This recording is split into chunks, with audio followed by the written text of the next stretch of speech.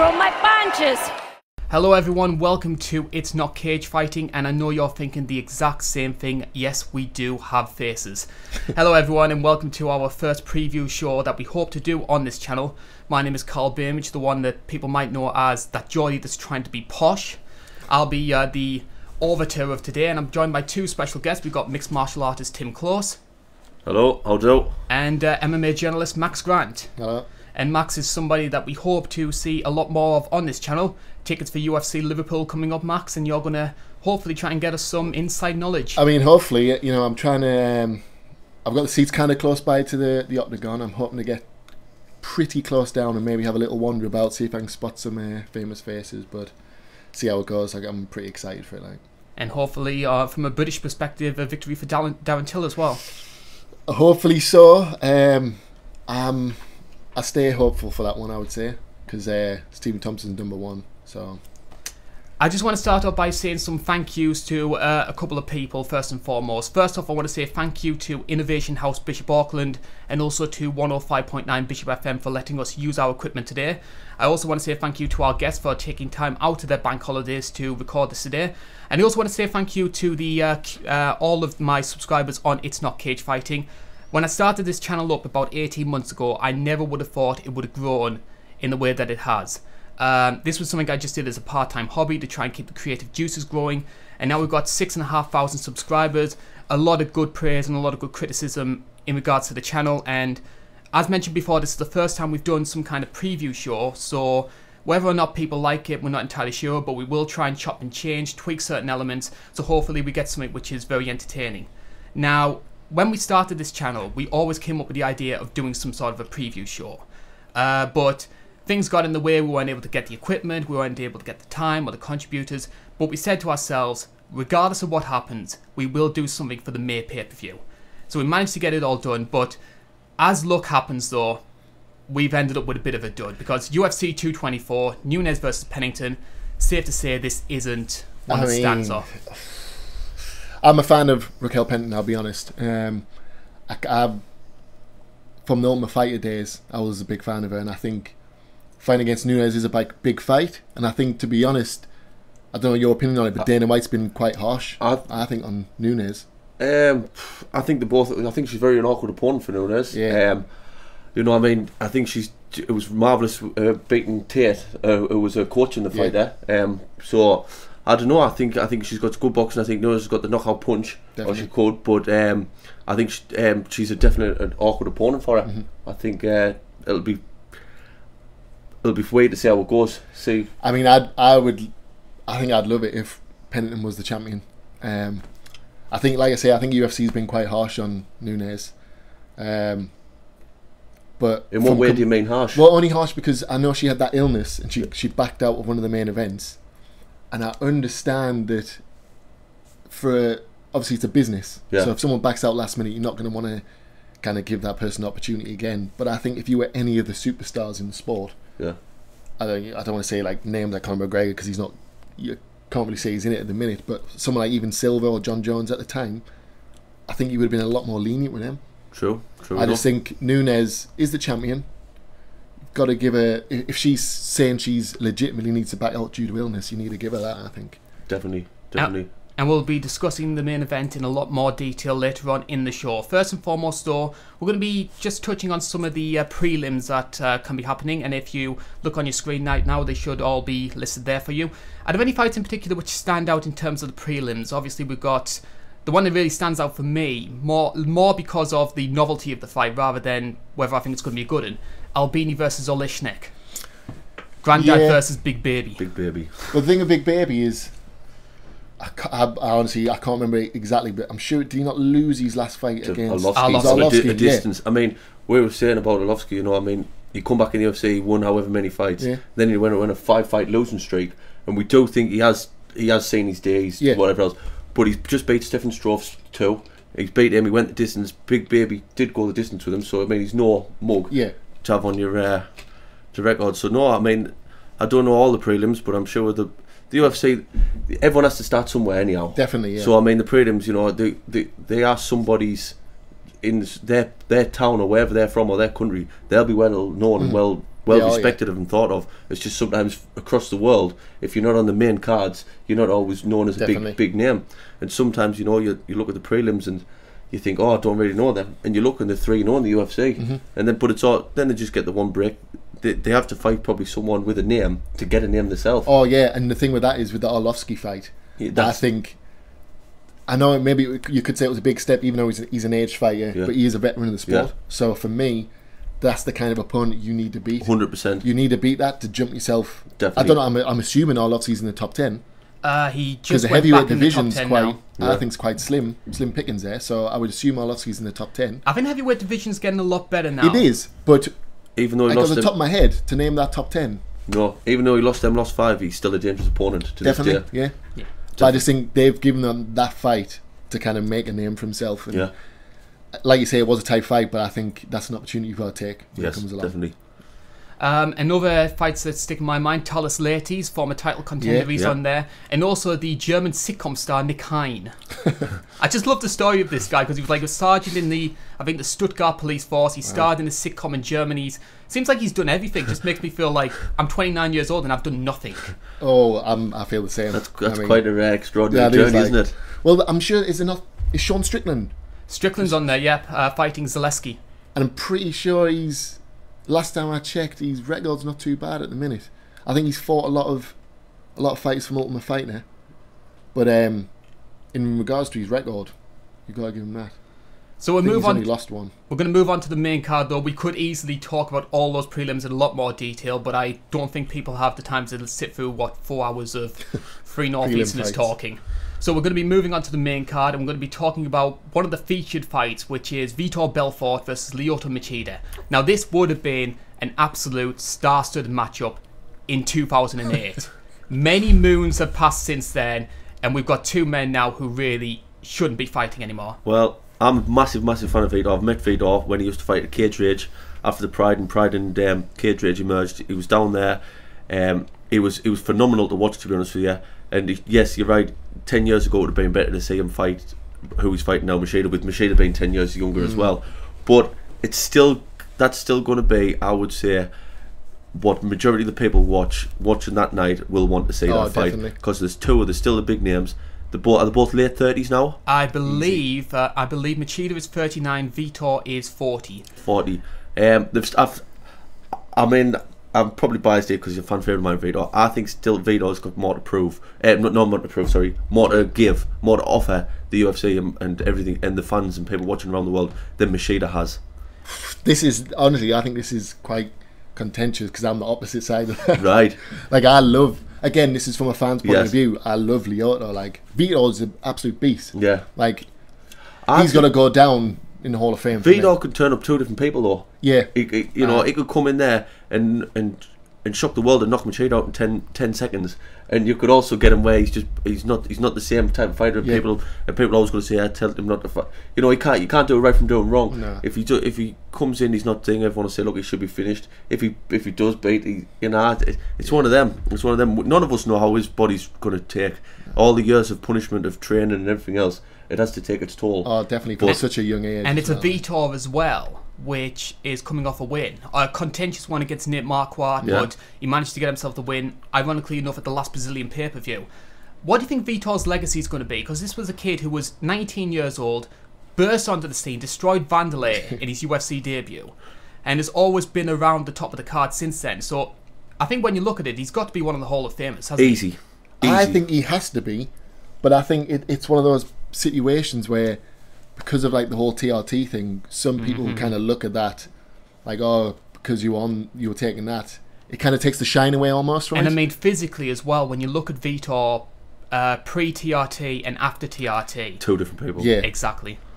Now, he looks like an old man afterwards, but that doesn't, I don't think that also can make him a better fighter of whatever he was on. But the look at of the weigh-in pictures and everything, and the same in Japan was just phenomenal to the difference. Yeah. But Vitor also, you're saying about Hall of Fame, I think just in MMA in general though, because I don't think he's done all his great stuff in the UFC. A lot of it, in fact, maybe the majority was outside of the UFC, but he was always there. He's fantastic, whether you like him or not. He's just fantastic to watch, and that's when he's on form, and that's the thing with Vitor. He's an entertainer, and that's and what we all I think he want. brings crowds in as well, definitely. Another entertaining fighter, of course, is his opponent, Lyoto Machida. But once again, this is a Machida which just hasn't been the same since he came back from his suspension. He's had 2 fights since he came back. The first against Derek Brunson pretty much showed he's no longer a top-level contender. And even though he got the win against Anders, I felt that was more because that was a fight Anders gave him the win for, rather than something that Lyoto, I felt, really earned. Yeah, but I mean, Lyoto, there would have been a point where he was up there. I mean, obviously he fought a light heavyweight and he's come to middleweight. And I would have put money on him being a middleweight champion at one point. Yeah. And for me now, I can't see him ever even the wrong fighting. time. Yeah. Like he's not up there anymore. And I think the same probably with Vitor. That they're both. I don't want to say it's a retirement fight for both of them. I think you're right what you're saying. I think they've put them together because the winner could maybe go on and do a few more fights. The loser maybe should step down. Yeah. Because them two really maybe should they fight a big up and coming fighter who's coming up. Big strong lad like they were 10 years ago, they might get hurt. Look what Machida did to Randy Couture, and this could happen now the other way around. Someone else, but then you could also say this is like that big fight Andrei for that Arlovsky person, where you take that as a stepping stone. Definitely.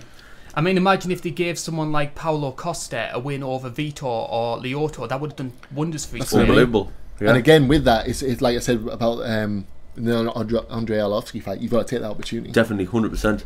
Another big issue with Machida as well is he's still very reliant on this karate style, which is all about speed and precision. And whilst that was great when you were in your late 20s, when you're coming up to nearly 40, is that really still a viable style? It is. It is age of life now, and his knowledge of the game. He should know what he can and can't do. I mean, I don't think he'll change his style too much against the Vitor Belfort. But like you say, fighting the younger lads and everything else, he may just have to use his head more than anything else. But he obviously trusts his background, which everyone does, and at the end of the day, his background's got him this far. So he will, in the back of his head, he'll always have that. It'll be a place in his heart for that, and I don't think he'll probably be stubborn with it. Oh, yeah, and I think he has to be, because if that's the style that you have to trust in it to be able to get in the octagon. But he's got that counter-attacking style that sometimes I think people might view that as boring, because he sits back and you can watch the first 2 minutes of the fight, and nothing happens because he's just dodging out the way. But I think against someone like Vitor, I think it could possibly work. I think if you're looking at new up-and-coming fighters who are a bit, just even that split second faster, it might not work for you. Yeah. I read a stat actually that the total age of both of these fighters is just over 81 years old. And to put that into perspective, that is older than Fedor versus Frank Mir. Oh, so I wouldn't have put money on that. Yeah, I wouldn't. No, I know. I think we all. Well, I don't know what to say about that. There. Yeah. I mean, you don't think some people say there's a lot of sports once you reach a certain age, that's when you should stop. But I think I'm also a believer on the earlier you start, the earlier you hit your prime. Now with Vitor Belfort, obviously him starting so early, he obviously hit his prime early, but he is still doing what he's doing. Yeah. Did you say 40 now? Is he 40 years old? 40 years old. He's still. I wouldn't like to fight him. Nah, so, not a chance. You know. So we've got two real veterans of the sport here, both arguably potentially the last fight for both of them. What's your predictions for this one? I'm going to be totally honest and say this is truly as well a biased decision, but Vitor Belfort, and that's because I want him to so much, because I'm a massive fan of him. But I also do, even if I was a massive fan, I would turn around and say, look, I don't think he's good. I do think he will win the fight. Decision, submission, or knockout? I'm going to go for decision. Yeah. Okay. I wouldn't have done that. I wouldn't have given that thing maybe 10 years ago. I'm going to go for decision on this one. I think I would lean. I mean, my heart's really going for Lyoto, but putting everything into account, I'd have to say Vitor as well. But I think TKO. Yeah. I'm going to go Lyoto by decision. Okay. So that's our first fight. That's our opener. And then we're moving on to our next fight, which is one of those great sort of unranked fighters versus sort of highly rated prospect sort of fight, which is John Lineker versus Brian Kelleher. So with Lineker, you've got arguably one of the hardest punchers in bantamweight. He's arguably called Hands of Stone for the right reason.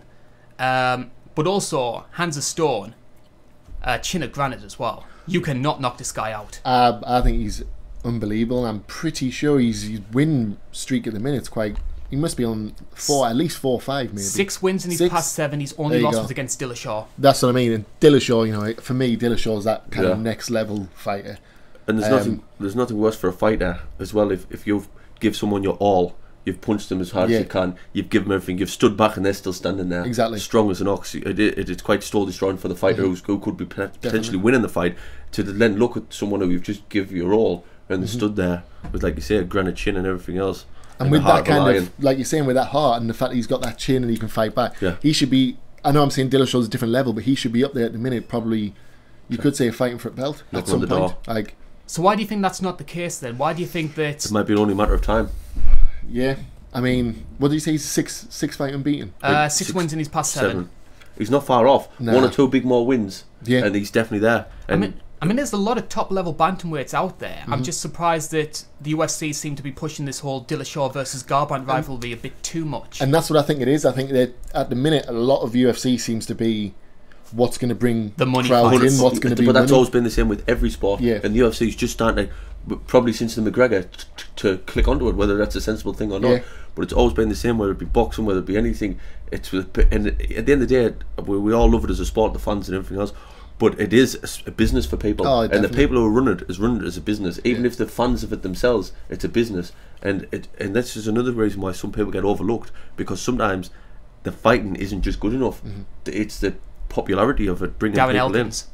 Darren Elkins won 6 or 7 fights in a row, and he's nowhere near a title. Yeah, and Darren Elkins, I forget who it was against now. Where he came, Bektic. Yeah, where he was just getting beasted, and he came back. Like Darren Elkins, yeah, he's another one. But again, I don't want to obviously badmouth him, but sometimes you need like a charismatic fighter as well. There needs something there, a selling point. Yeah, unless you are really the best and undisputedly the best, you do need some type of personality, some type of gimmick, which is shockingly wrong, but it is true. But that's always been the case, though, hasn't it? I mean, when you look back at UFC history, fast tracking Brock to a title shot, giving Chael the match against John Jones. But at the same time, it's not just the people. It's not just the people running the UFC, the business. It's the fans. If the fans don't acknowledge, because they're just by a great fighter, which sometimes they don't, they haven't stood out in the weigh-ins or stood out the thing. If the fans aren't calling for their name for to be shone upon and have a title shot, then they do get overlooked. Definitely, they are getting overlooked, and it is a shame. But well, look at the main event. Yeah, doesn't that show everything? Yeah. Well, Kelleher's come off. Who did he beat? He's beat Barao? I think. Yeah. So. And I mean, beating 2018 Barao isn't what it was, but it's still a name. No, that's a name, and that's like what we've gone back to. Beating names is you could beat an up and coming fighter who, like we were saying there, could be better than these names. Definitely. But you need that name before you get recognised. Then you start beating the and that's the fact that I can remember in my head. The only person I can remember him fighting is Barao. Yeah. And that's again because of the name Barao has. 100%. So he's another person that he's now got this John Lineker fight. Yeah. And what's your opinion of Kelleher? Because he's got great wrestling, but he's got I think his striking's quite good, but it's mainly his wrestling that he needs to really focus on. It depends, because like I say, when you're fighting someone like John Lineker, it's if you can take him down, fair enough, but once he's down, you've got to be able to actually keep him down and can unleash some punishment on him. But the fact he's got that granite chin, I don't know. I think for me, John Lineker's got it. Do you think this jump's a bit too high for Kelleher? Yes, he has got that big win which put him on the map, but I think going up against a number 6 seed, it's a big ask. Yes and no, because I think if they ask him for that sometimes as a jump, you know what, when you train for fighting, you're at that professional level. No matter who you're fighting, no matter who you put up in front of, you'll train that you'll take however many 2-3 months out of your life and put your whole life on hold for a fight. So if you feel confident enough that you can beat a top 6, a ranked 6 fighter, whether it be rank 6 or rank 12, then you're going to go for the 6. Oh, definitely. Why fight number 12 then to waste another 2-3 months? You need to beat them there at some point. Yeah. I mean, okay, fair enough. The cornermen, or whoever he's managing now, must have some say in it of who they want him to fight this now. But in your head, as a fighter, if you feel like you can beat him, why wait 6 months when you can fight him in 3 months? Well, look at what Josh Emmett did against Ricardo Lamas. Yeah. So our predictions for this one then, one of those great sort of prospect versus established star fights.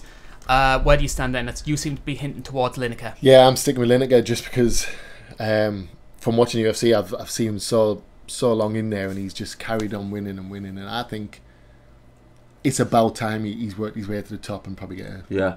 I'm not, compared to the Vitor and the Machida, where I know a lot about them, I'm not massive on this, but I would sway towards Lineker. I would, and I would sway towards a TKO as well. I'm going Lineker second round. Okay. Second round knockout.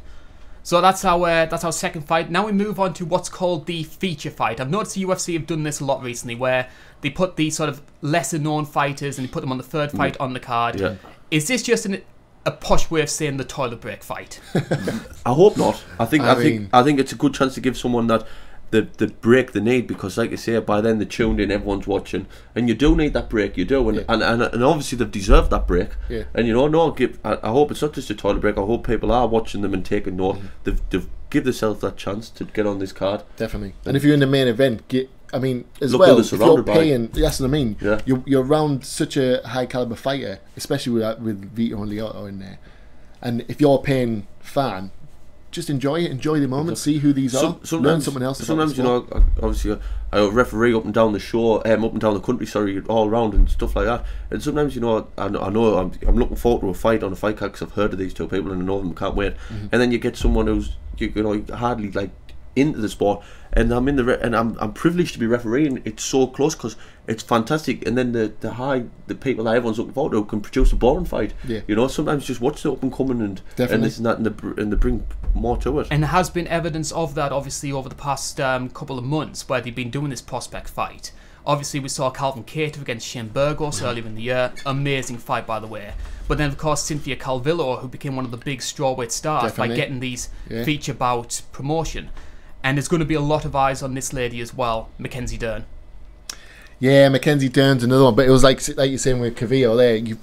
I forget who her camp is now, but she's got some big people in her camp that kind of boost her through. But Mackenzie Dern, I think, is another one that up and coming. You've got to kind of, I think, is this her second fight? This is her second UFC fight. Yeah. So a massive jiu-jitsu background, sort of won bucket loads of titles over in Brazil. I think actually even beat Gabi Garcia, which takes a lot of doing. Because she has had less than 10 MMA fights in total, hasn't she? Yes, I think this is only her sixth fight. Sixth fight, so she's done well. And to be in this position, definitely. I mean, good on her. Thrive on it. I hope she does.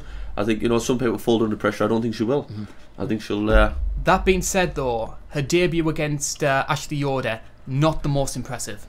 Yeah, but sometimes this is really a learning stage. It is definitely, and sometimes I think that first UFC fight, it can be one of those absolutely amazing ones, or it can be, I'm in the UFC, I just want to seal it with a win. Because of the jiu-jitsu, she has been fast-tracked, hasn't she? And she, and it's two different things, really. For all, there's a lot of jiu-jitsu in it. It is totally different.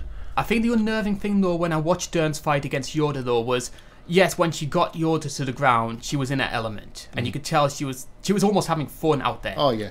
But she struggled for a long time to actually get her there, and when she didn't, we were just getting these wild overhands. And if you fight like that, maybe at the lower levels of strawweight, you can get away with it. If she got good coaching behind her, they'll look back at that fight and they'll be. That's sometimes, as long as she got the win, it's sort of like she's got the win, so she's got away with it. But now it's really time. You go in, you sort of win and fight in a crack. You've got nothing to improve on. Now then, look at this, all sorts. So be bad bone, bad this, definitely, and correct it, and hopefully you'll see a bit. Because that's something you can't get found out on if you continue fighting that way. And like I say, she might have just wanted to get that first UFC win, seal it, get that win, 100%. And now's the stage of, hang on, we're in the big leagues. Let's start. Definitely, I must improve on that. I've done all right there, but I think that's a lot of jiu-jitsu people anyway. Yes. I think a lot of jiu-jitsu people, when you're on the ground, it is a different world for them. Yeah, like they're gonna shine down there, and you're in the spider's web then. Exactly. So, and the stand-up might not be as well. Like there was a time I remember the Overeem Verdum fight, and Verdum just kept anything. He was dropping to the floor, and he was just like, "Come down." Yeah. And Overeem wouldn't do it because he knows once he's down there, that can be a game over. Well, the ultimate example for me is Damian Maia. Damian Maia will destroy you if he gets you. Damian Maia is like, I can't even, like, I'm not his biggest fan. No, I think he can be. I mean, he's known for being quite boring, but his jiu-jitsu level is just unbelievable. Without wanting to sort of raise a little bit of sort of issue around this, create a bit of scandal, how much of Dern's hype do you think is superficial? I mean, she is a very pretty girl. Yeah, but you're always going to get that. I think, like, Paige Van Zandt's another one, isn't she? as soon as That's you out got their the hands, looks, isn't it? yeah, totally. She can't. It's not really her issue. She's got to concentrate on the fight. Yeah. If other people want to kind of look at her like, oh, she's something to look at, then fair enough. But I would say honestly, if that's going to boost your opportunities, then take it. Because in this life, you don't have many opportunities. If that's going to give you that edge, let your fighting back it up as well. Because I was a little bit unnerved when I read an interview with Dern a couple of weeks ago, where, again, we're just going off hearsay here, what a lot of journalists are saying, but apparently she was told not to train with the MMA lab in Las Vegas. She wanted to train in California because, quote unquote, she wanted more time on the beach to relax. Is this just another Paige Van Zandt? We don't know yet. I don't think I could say just yet.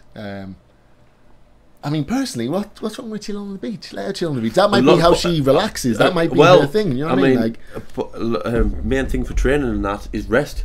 Some people really, especially as they first start out, they become more known when they're more into the fighting, but they don't realise they want to improve all the time. They want to keep going, and they've got this hunger, and they forget to rest. And by the time fight comes round after fight camp, they've got nothing left in them. They've got nothing left because the body is worn out. And telling them rest when you have to. Yeah, honestly. And the thing with that is people have different ways of resting. If you train, people are going to do different things. If you're training properly and you're training hard with different people who's pushing you to the limits, your body then needs a rest and recover to then do that again the next day. Definitely. Or they start kicking pipes like Tony Ferguson. Look what happened there. Well, yeah.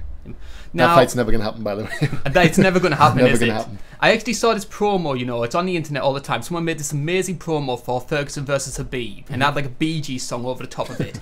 One of the most amazing things I've seen, but it's like almost like this tease because the title of the song is How Long Must I Wait?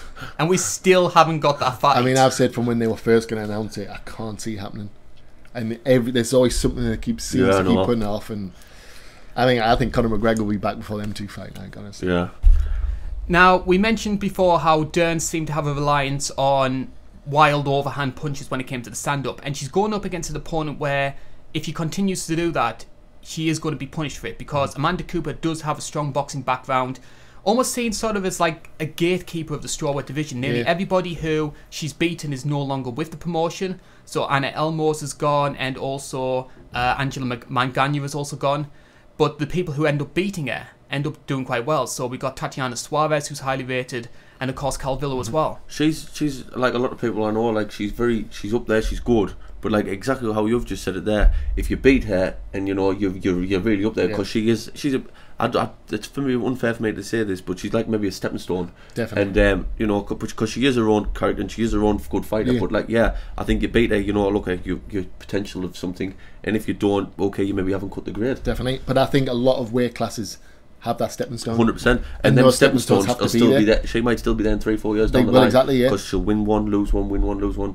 And you know, she's not always going to be maybe the big fan favourite, but hey, look, she's on the main card and she's getting a payday and she's doing what she loves. And I mean, I don't want to, because I love him, but Michael Bisping, he's been champion and he's been around for a long while. Bisping is the dictionary definition of gatekeeper. There you go. And for me, he's that person that up and coming fighters look at and think, I can beat him. Yeah.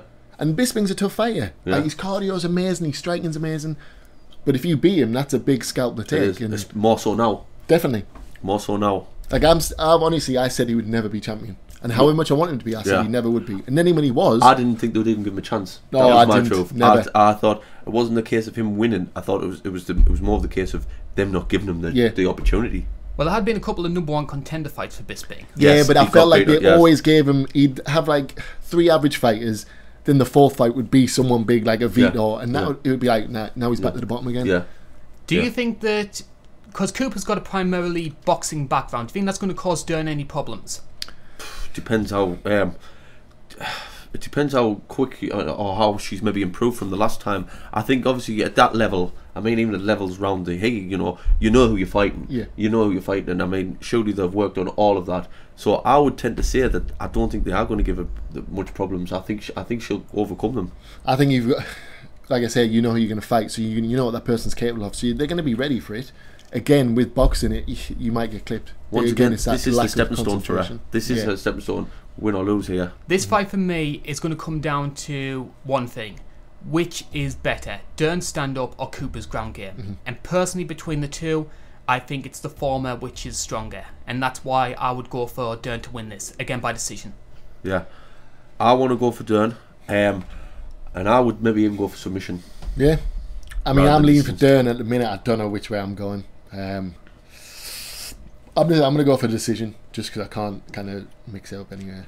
I think Dern will come in a better fighter. Yeah, I do. Well, we certainly hope so as well, because there was a lot of holes in the game against Yoda.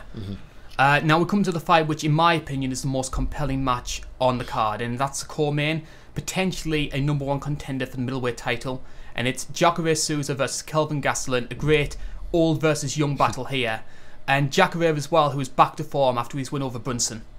And Kelvin, I mean, has Kelvin fought since beating Bisping? No. I mean, that's a big win, like you say, there for him. But I'm going to be honest, I'm not taking anything away from Kelvin. I don't think Bisping should have had that fight. No. And then I think that was an obvious. What was it? 3 weeks notice? 2 weeks notice? I mean, Bisping, fair play to the lad. You know, you've got it, and it will go down. For all he got beat, a lot of people like myself will always say now, you know, that man was a game man, and he would fight. He didn't dodge no one, you know. But no, he shouldn't have been took a fight. The most underrated fighter in UFC, Bisping. Yeah. I think so. Yeah. Quite easily for me, like. Yeah. But Kelvin, like I say, so can't take nothing away from him, even though that he got the win, and it'll be interesting to know where he's going to go from there, because his confidence now will be through the roof. Oh, definitely. And I love Kelvin. From the Ultimate Fighter, I'm pretty sure from watching it, I think he might have been the last pick. He was the last pick. He was last pick, and now look where he is in the UFC. And Uriah Hall was in the same one, and he was, you know, taught as this big thing. He was going to come in, and he had such an unpredictable style and he was getting these brutal knockouts. But as much as I love Uriah Hall, he has to be up there as sort of one of those great one-hit wonder fights, because his entire legacy is built off that Ultimate Fighter win. It is. And I think as well of that is, I think Dana said it, that he's probably not in the right sport, because he gets quite nervous. He's had conversations where he's quite nervous, and he's like, he almost doesn't want to hurt the other person. But this is the sport you're in. Once you get in that, do that outside. Once you're in the octagon, just chain. You've got to. I mean, I've never ever been nasty to anyone in weigh-ins, and I've always shook hands afterwards, you know. There you go. But when you're in there, you don't lose your head though. There's a fine line. You can't lose your head, I don't think. Or I couldn't, because I think if I lost my head, I wouldn't be able to concentrate properly. Right. But you do have to get that nasty side, where at the end of the day, that lad's going to hurt you. Yeah, that's the difference. It's as if you're hurting someone who doesn't want to hurt you. Yeah. You know, it is a sport, but it's. You know what you're going in there to do. Definitely, and this is his job. This is what you're getting paid for. Yeah, like go in there and do it. Yeah. And like you say, if you're not doing it, someone else is coming at you. It's either kill or be killed. Exactly. The big question that always comes around Kelvin, we seem to bring it up every single time he's fighting, is his weight issues. Because this is a guy which really should be fighting at 170 pounds, missed weight so many times, and to his credit, he has made the jump to middleweight a lot better than, say, Johnny Hendricks has. Oh. But should he be fighting at 170? Yes, 100% for me. For me, I don't know, because you know, I've seen people be poorly overweight issues and stuff like that, and you only get one life. And I don't think for 1 minute we know, because this has only just started really, all this weight cutting. We don't know what's going to happen to them in 20, 30 years time. You know? I know my good friend Colin Freakshaw Fletcher, he was poorly at one point when losing too much weight. Kurt Warbin, another one who was a fantastic fighter, his last fight against Stevie Ray, he said he was hardly touching him, and his head was bounced, because your brain, as you dehydrate, it starts from the top, you know, and your brain's surrounded by water, and the dehydration. I think weight cutting, I've weight cutted, and my last fight I didn't weight cut as much. I fought 5 kilo heavier, and for all I fought a stronger opponent, and I know the thing, but I was stronger, and I was fighting at the weight I was training at. Because you only lose it the last couple of weeks, you know, and I think your body does need time to 24 hours isn't enough for your body to rehydrate. Definitely not. I understand. I honestly get that point. I just think my only issue is he's a small middleweight. Yeah. That fight against Weidman looked like a heavyweight compared. If he is small, why is he missing the? Why is he not? Discipline. Exactly. If this is the case, then his discipline isn't enough for losing the weight. You know. I don't know if it's a thing of, obviously, because I've never been in that weight cutting position. I don't know if there's a healthier or a smarter way to do it, but someone needs to be kind of reevaluated there for me. I think, because you know, you get all these top fighters, they've got the nutrition people and everything coming in and telling them all that. But is there really a smart way of losing weight? You know, you're losing weight not to get into some genes. You're losing weight to go in and potentially get damaged. Yeah, and it's a rapid weight loss. And you know, and like I say, it's the brain that's protected by all this water that you're losing through dehydration. 24 hours isn't enough, I know, from weighing in to fighting. to then go potentially 5 rounds, depending on if you're fighting for a title or anything like that. Dehydration and be getting constantly punched to the head. I think there should be some type of restriction, on losing weight. Well, one of the things I know with one championship, they actually had somebody who died during the weight cut because he tried to cut too much weight, and since then they've been quite strict in the weight cutting procedures, how much you can lose in a certain time frame. And I think the UFC should do something similar. When I was around the fighting, and majority of it, and like there was a lot of lads from fighting from the gym in different gyms, and you were talking, it seemed like the hardest part of the fight was the weight cut, which is wrong. That is, and you know, about 3-4 weeks before the fight, I've seen me do it as well. I'm not concentrating on my opponent. I'm not concentrating on how I'm going to win. I'm concentrating on how I'm going to lose the weight, and it's wrong. That is, yeah. But that's like every other fighter, which I don't know. At one point, I thought was maybe good because it took your mind off it rather than think about them all the time. But honestly, it does. It becomes where the weight cut is the priority, and the fight is like 10% of what you're doing. It's crazy. Yeah, it definitely shouldn't be like that. Getting back on topic though, obviously you mentioned the great point there. Kelvin versus Weidman showed up one of the issues I have with Kelvin coming into this fight, which is in the stand-up, I think he can hold his own against anyone. I mean, he even pretty much knocked Weidman out in that first round. If he gets him if Jacare gets Gastelum on the ground, I think there's only going to be one winner. I think Jacare has one of the best ground games in middleweight division. Yeah, I like Jacare. He's a bit old for me, and I think after that Whittaker fight, he showed his age against Whittaker. He did, and honestly, Whittaker, he was a fighter I didn't like in the Ultimate Fighter, and he's come up and he's just honestly gone leaps and bounds, and he's just got better and better. And I think this is his case for Kelvin, and I think he's going to really show the world something next week. I do. I think he's got a point to prove. For all he's beat Bisping, it's hard because he's got a point to prove because everyone's took it away from him and said Bisping shouldn't have took a fight. Yeah. Now I think he's going to come in and think, no, this is where people's going to really get the surprise. When he comes in and does what he wants to do, I think then people's going to go, okay, let's give this lad the respect he deserves. I mean, this is potentially a star-making fight for Kelvin. Oh, definitely is. But that should have been the last time fight. But it wasn't because he's been. But no matter what, you've got critics. No matter how you finish a fight, you'll always have the critics. And he just needs to keep on doing what he's doing and winning the fights, really. But I think he will. And I think, like I say, I know confidence can't win your fight. But I think if you're talented enough anyhow, then you've got the confidence. It's something else. And I think his confidence will be through the roof. And I think he's got the momentum with him now. I think he's dangerous. It's a new kind of breed coming through at the minute. And I think middleweight needs that as well. Yeah, it does. There's a lot of veteran names. Whittaker in the championship position. I think Kelvin's another person who's coming through. And it is, like I say, a lot of this kind of new blood coming through. I think he's going to be one of them. And how do you think, hypothetically, if Kelvin was to win this fight, become #1 contender, how does he do against Whittaker or Romero? Different class of fighting, but I don't know, because I think with every win he gets, I think, and in the age of him and just how he is in the minute, I think he's just going to keep on proving. What you see now will not be what he's like next year. No. You know, the way he keeps going. But like I say, he's fighting different. It's different fish there, isn't it? It is. And for me, Romero's a scary prospect for anyone. Yeah. Like he's a terrifying I don't think man. he's quite ready for that now. But I don't think. I hope he doesn't get pushed into that now, because I think one day he will get to that level. But I don't want him to go too early and then forgetting about or knock that confidence train what we're on about. If he just keeps rolling as he is, maybe before long he'll be there. You know, definitely. Just 2-3 more fights, 2-3 more. Well, do you not think maybe say Kelvin wins this fight? He could get the. Do you reckon he might even mention it? No, definitely. He might come out and say it. If Dana White or someone puts it to him, look at he's the title fight and his confidence is through the roof. He's not going to turn it down. No, he's going to go. Whittaker v Kelvin. That's like for me. That's a new clash of the titans of this young blood coming through, which will be good to see. It's a new chapter. It is. Of course, there is one more fight that we need to go through before we get to that hypothetical fight. I seem to hint there is a lot of positivity towards Kelvin. Is he going to get the job done? Yes. Yes, for me, definitely. Yes. Submission, knockout, or decision? I'm going KO. I am. And I'll tell you what, I'm going to go first round. There we go. That's a big call. It is a big call. But I tell you what, I think he's on this train, and I could be totally wrong, but I do think it's not just a one-off. No, I really think, and I think he's confident. If he's improved off last time, and he's just better, and he's going to keep getting better and better, I've just got a feeling about the lad that he's going to blow some minds. Max? I think he's going to knock him out. I'm going to say third round.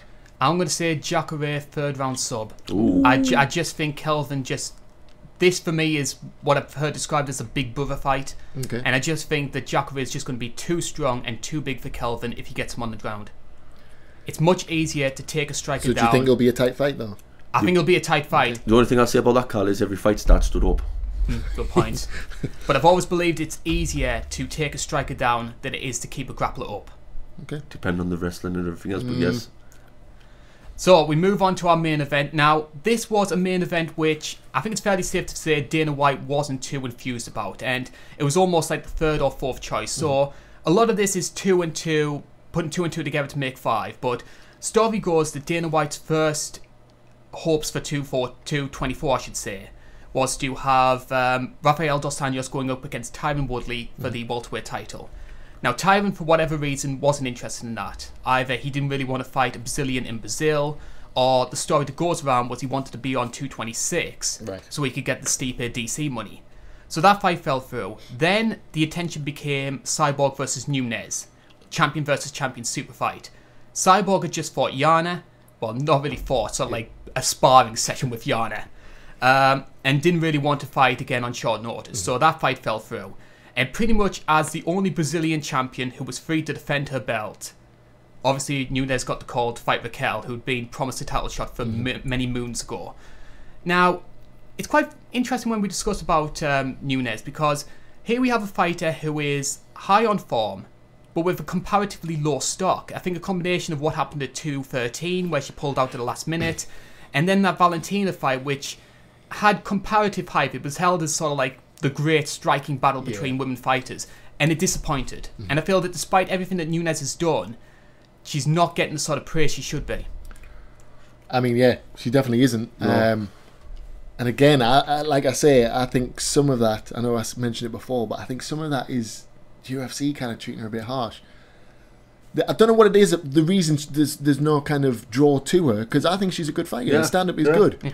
And I mean, sometimes there is issues, like you say, that fight was boring, and sometimes the cardio might not be great. But this is what I was saying about, like, when I was like, you look at things. Sometimes you get these big fighters, and they have that much respect for each other. Sometimes, and everything else, and they counter each other's their strength and their strength counter each other. Where sometimes they can make a superb excellent fight, or they make, like I say, sometimes a bit of a boring. But boring doesn't necessarily mean you're bad. No. But at the same time, like you say, fans don't want to say that. Yeah. I mean, it wasn't a bad fight. It was just underwhelming. I mean, people calling it Woodley Wonderboy 2 have been very harsh. But I was just about to say that, actually. Sorry about that.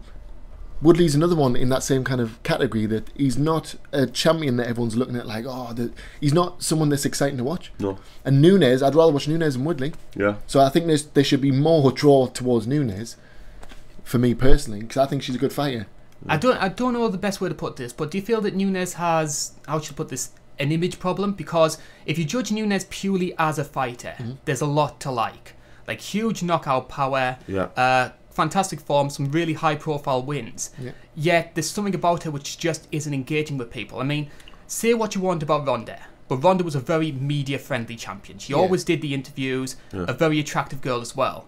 And to go from that to Nunes, who's almost this polar opposite, I can imagine the UFC finding it quite jarring, and I can imagine the casual fans who would have flocked to watch a Ronda fight. I'm going to do the same for her. No, I mean, from a fighter's perspective, sorry, I think she's, like you say, she's good to watch and she's good.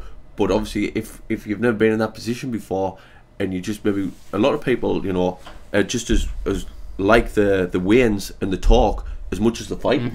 You know, they love the build-up. In fact, some people love the build-up more than the fight, you know. So yeah, I agree with them, which is wrong in a certain sense. At the end of the day, she doesn't want no distractions. You don't know what a coaches and cornermen say. At the end of the day, things are working for her. She's winning, and the fight's so important. They might be saying, look at, you know, everyone's different. They might be going, look at, who cares if no one likes you? What do you want to do? You want to be a champion? Go out and do this. You don't need to do this. You don't need to do that. Yeah, but, and I know I'm kind of going off topic again here, but it's the same with Woodley. He's kind of at this point, the last fight he had, it was so boring.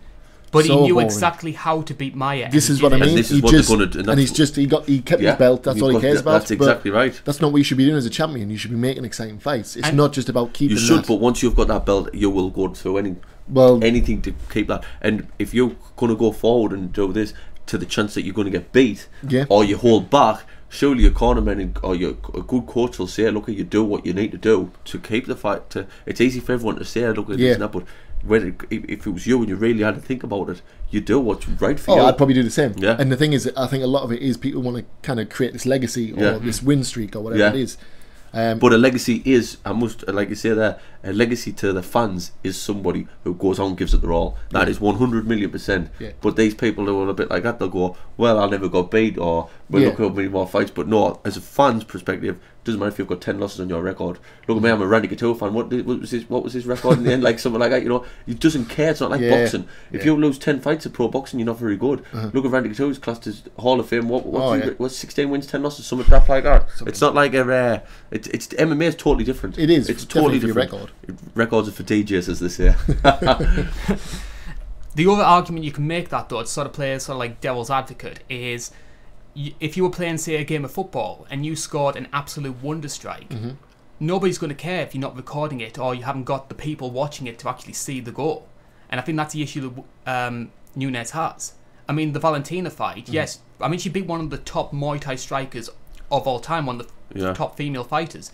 Barely 100,000 people watch that. Yeah, it's a shame.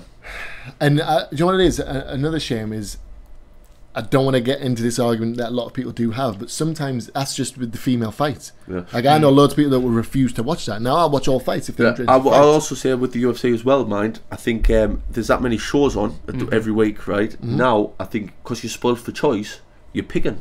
Now, if they were only every couple of months, you think, oh, I can't wait for that. But because such and such is on next week, I think we might opt to watch that, stay up next week and watch that rather than this week or whatever else. The time that it's on as well. And with pay-per-views, it's $65 over in America. So you're going to save that to watch a bigger name, aren't you? Like, no offense, but Nunes Pennington, if you have that as a third fight on a card, maybe that's okay. This would be a great Fox card. Yes, definitely.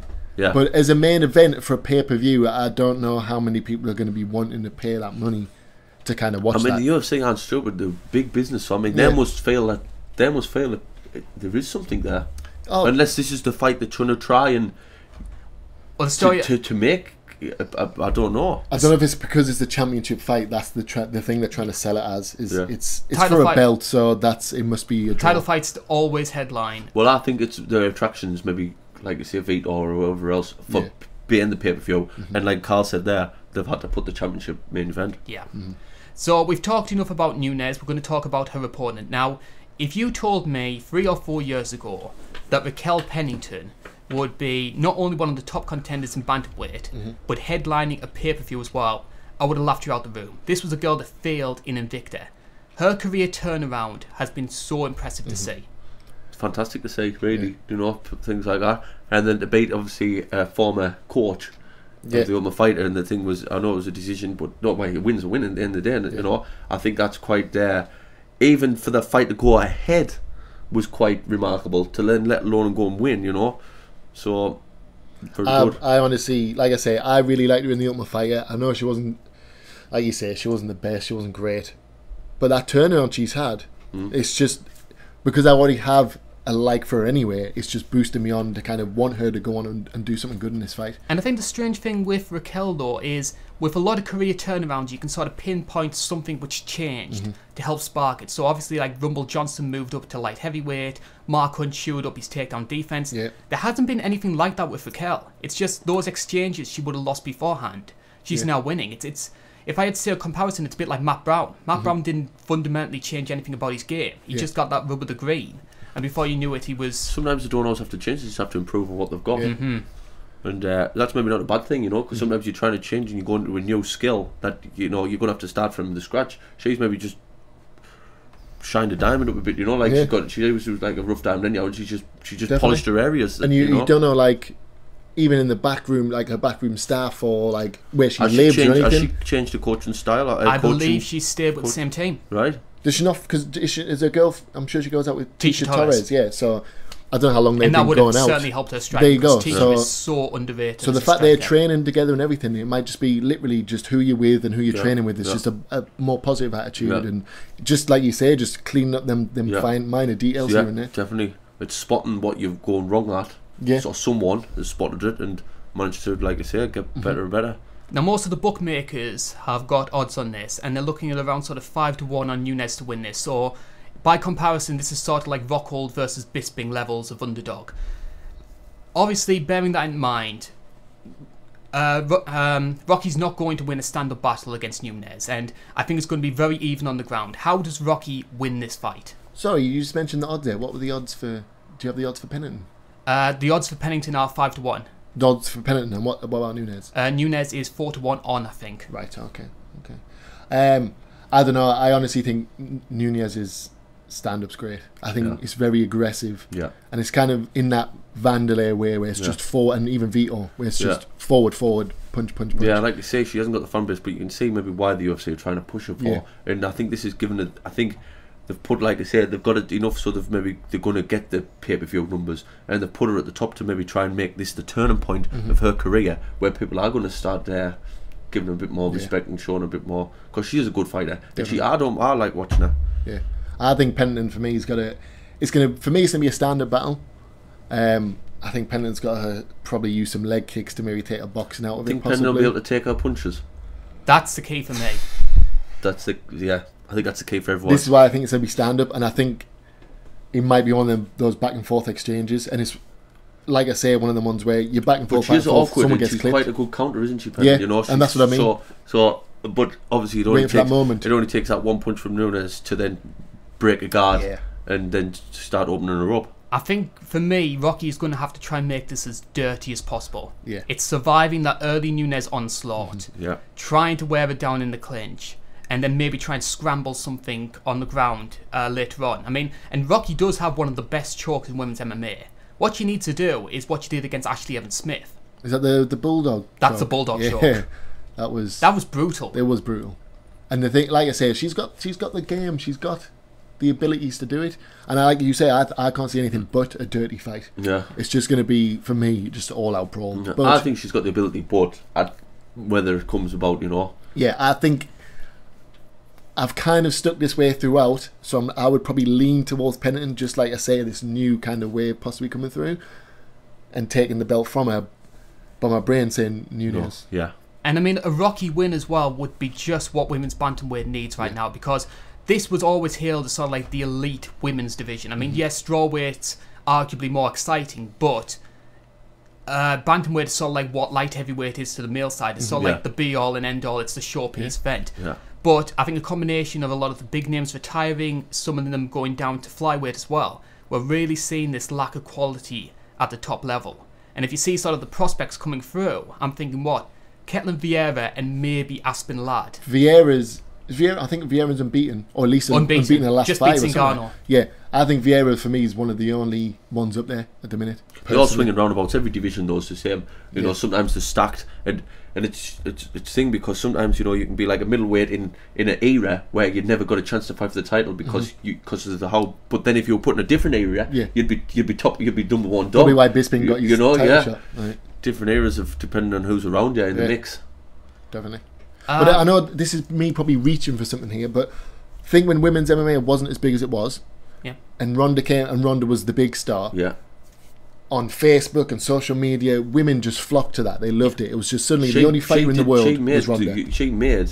Yeah, you're right, but she did. She brought the what they're getting now, being main event now with these women already, is through Ronda. Yeah. Oh, 100%. Maybe they might have still got it. Maybe a couple of years down the line, but she kick-started this, and they needed that start to probably fuel it and as like a catalyst to make it bigger. But you could say, in the same kind of light, that Raquel Pennington might be doing that for the lesbian community. Now there's a big star in the lesbian community that brings a whole new fan base in. And I know it's like I say, I'm reaching for something here, but it's just bringing more fans in anyway. Definitely. Well, I think the other factor I would have used if I was advertising this is that we have 2 ladies here who, in some of the most recent wins, beat 2 of the biggest names of that old guard bantamweight. Obviously, Nunes with Ronda and Rocky with Misha. So this is like, these are the 2 new stars of women's bantamweight wanting to try and say, I'm top dog. Yeah, definitely. Yeah, but again, if you do that comparison, would you say that it's almost like they're the same, like not a carbon copy, but a similar position, because Misha always pretty much fell short against Ronda. So this could be the start of a trilogy, or this could be a start. You don't know. Yeah. So this could be a start of something big. I don't think you'll be far wrong off that either. Yeah. I think another factor that might just play into Rocky's hands, though, is this rumour about the Nunes versus Cyborg super fight has been happening for months. And what you find, especially in boxing, is when you have a big super fight on the horizon, the people involved take one eye off what's immediately in front of them and start thinking about that. I think about what happened to Lennox Lewis in the build-up to Mike Tyson. Is Raquel Pennington the Hasim Rockman? I mean, it's hard to kind of say because the Cyborg Nunes fight, it's being spoke about, but is it ever going to happen? But as a professional, you should be only focused on what's in front of you. Definitely. And it's surely, I mean, I never obviously reached that level, but even me, I've had where I've known well what was my next destiny after that fight. But it was just, and I was told time again, one step at a time, one fight at a time. And surely she must have her full focus on what's in front of her. Got to be. Got to be. But if not, it might backfire against her, because that's what does happen, you know. It does. And to be honest, why would you want to fight Cyborg? Like, I know there's money involved there, but Well, we're talking about gatekeepers right at the start of the show. You could argue Cyborg is the bantamweight gatekeeper. Every new bantamweight in the UFC fights her first. Yeah, like Landsberg, Yana, Evinger. I'm feeling sorry for Sarah Kaufman. She's going to be next. Yeah, I know. Honestly, but was it not Jermaine Durandame who backed out of the fight? Yes. This is what I mean. I've never heard of a fighter losing her belt because she doesn't want to fight another opponent. Like even in the male division, she didn't want to fight Cyborg, so she gave up her belt. Yeah, that's just it's insane. Insane. So final predictions for the main event. Then what are we going for? You go first. Nunes got no. And it's not the case of even wanting anyone, because I don't particularly favour any of them. I think that's the sensible answer. I think that's if I was to put some type of money on it, I think I would have to, definitely. I'm going to stick with what I've been saying before with this kind of new generation. I know she's not the You're newest, going for Rocky, but aren't you? I'm going to go for Pennington, just because it's going to be a brawl, and I think if she happens to clip her, she might take it down. I'm going Nunes second round, but it's not out the reckoning. I might just put a pound coin on a Rocky sub. Okay. I mean, that's something like 16-1, which, bearing in mind she has the tools to do it. It's definitely worth it. They've all got tools to do it. They're not, they're not far away from each other, really. But like I said, it'll all maybe come down to the preparation of how they've come up. I think I'm being biased with this as well, because I do like Pennington. Yeah. Nunes is striking. I just think it's probably going to be too much for her, but I'm going to give her the opportunity, and I'm going to say it'll probably be Pennington. So our overall assessment then of 224, for all the crap that this card's got, we managed to get an hour's worth of talking out of it. Okay. Very good. Nice. Very good. Yeah, I think there's still plenty to talk about. About stuff. We always lead off to other different things. Yeah, definitely. And how often have we seen that these really weak cards on paper turn out amazing? Like 206 was great, 221. This happens locally as well as on a high scale. This mind. You sometimes you can't wait to watch some fights because they've had such a big build up and they turn out to be such a disappointment. And then some of you think, I've never even heard of these, or I think, and they produce. It's not because they just the styles don't clash, or they do clash. I don't know how you want to look at it, and they just produce a fantastic fight. And hopefully this one will. Although I have to say a disclaimer in regards to this, because we're recording this on the Monday before the pay-per-view.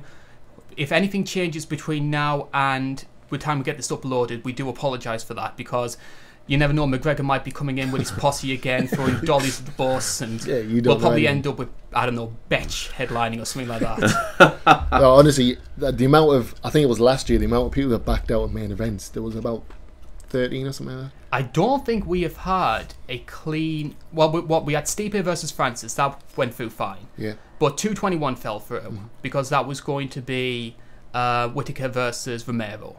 And then 222 was supposed to be Holloway versus Edgar. And 223, obviously, Tony versus Habib. So we've had 3 straight main events. But didn't that Holloway one, was it the Holloway one that it was about 3-4 different fighters that were trying to get I think I've never seen that. It was Tony, and then it was Mark. Looked a bit unprofessional already, didn't it? It does. Yeah. It's like they're just trying to get anyone to get in there and fight, and for someone who's been training. Sometimes the best off, I know it's hard to say, but just say, right, scrap it. Once one's pulled out, scrap that. Especially when it goes that far. Yeah. Although I've got a conspiracy theory about that. Yeah. Because there was this big scramble after Max pulled out on the day of the weigh-ins to get somebody. And then they came up with these rules to say Paul Felder couldn't do it, and then Pettis had his money issues, so it ended up being Raging Al. But a New Yorker, in New York, headlining, I think the State Athletic Commission played a big part in that. I mean, you could do, because after that main event dropped out anyway. Are you saying it was a conspiracy from the original main event, or just after that first one was cancelled? All I'm saying is look into it.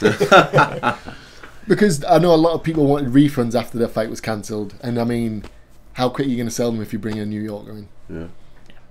So, thank you very much, lads. It's been an absolute pleasure to have you here. No problem. And we hope everybody who has been staying for the hour's show, I can't believe we've actually done an hour's worth of talking about this. I hope you've all enjoyed it. Again, we would love any sort of feedback in regards to what we could chop or change. Obviously, we'll splice this in with a couple of cutaways to make it a bit more entertaining. And we just hope you maintain your support for the channel. So, for myself or to Carl Bainbridge at It's Not Cage Fighting, that's been Tim Close. Thank you. That's been Max Grant. Hello. And we hope you enjoy the show. Bye-bye for now.